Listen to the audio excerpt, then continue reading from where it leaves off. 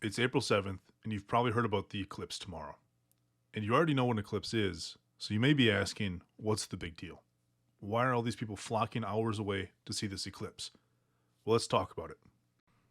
But before we do, let me give you some background on solar eclipses.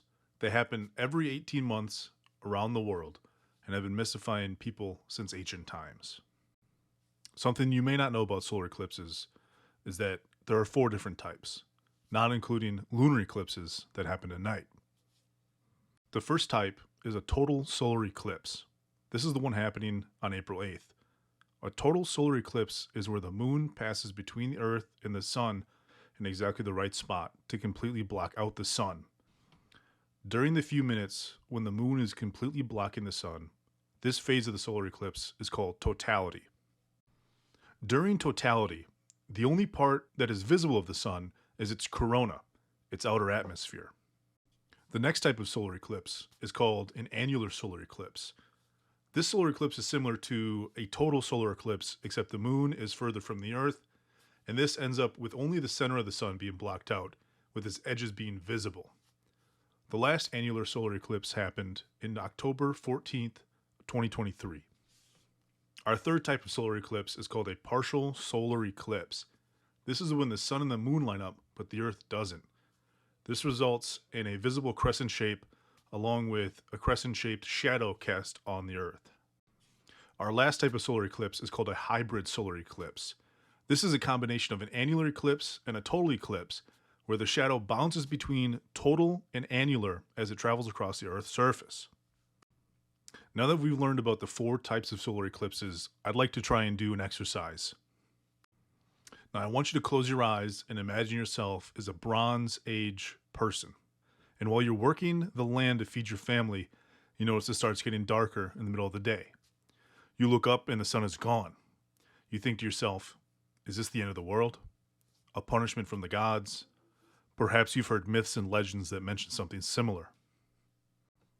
Humanity's first believed record of a solar eclipse was found in Loughcrew megalithic monument in Ireland, and they believe the date was November 30th, 3340 BCE. The record is a series of overlapping rock carvings called petroglyphs that appear to depict the moon partially obstructing the sun. November 30th was decided on by coinciding eclipses at the time. This monument also contained evidence that alludes to human sacrifice, possibly related to the solar eclipse.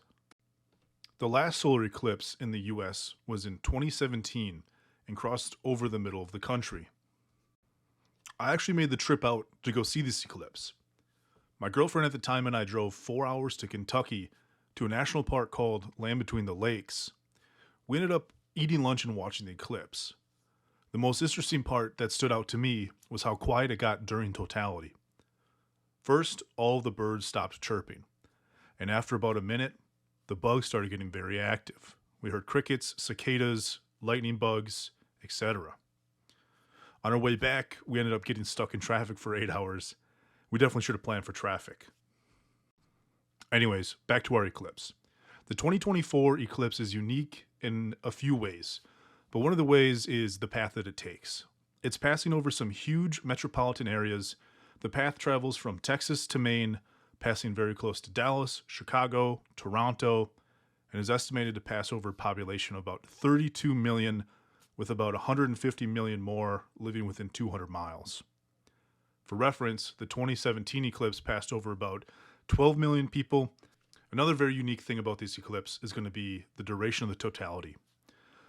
The eclipse on April 8th, the totality is estimated to last around 4 minutes and 30 seconds. And just for reference, the 2017 total eclipse lasted about half of that during totality. The 2024 eclipse is also happening very close to what is known as the solar maximum. This is when the atmosphere of the sun is at its largest and you can see a huge corona.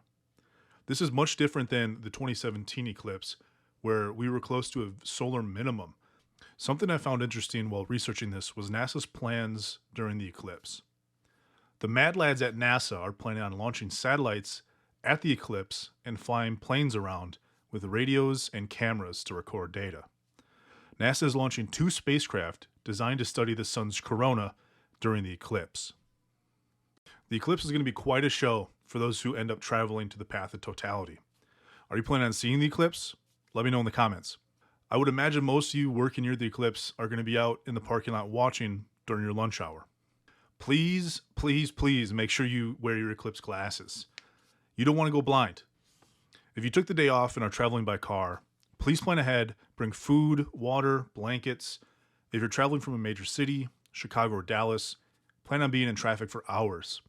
Speaking from experience, I'd say that it's safe to easily double your commute time depending on how early you get to your destination. Thanks for watching. If you liked the video, please like and subscribe. I'm on a new channel. Every bit helps. Thanks. Have a great day.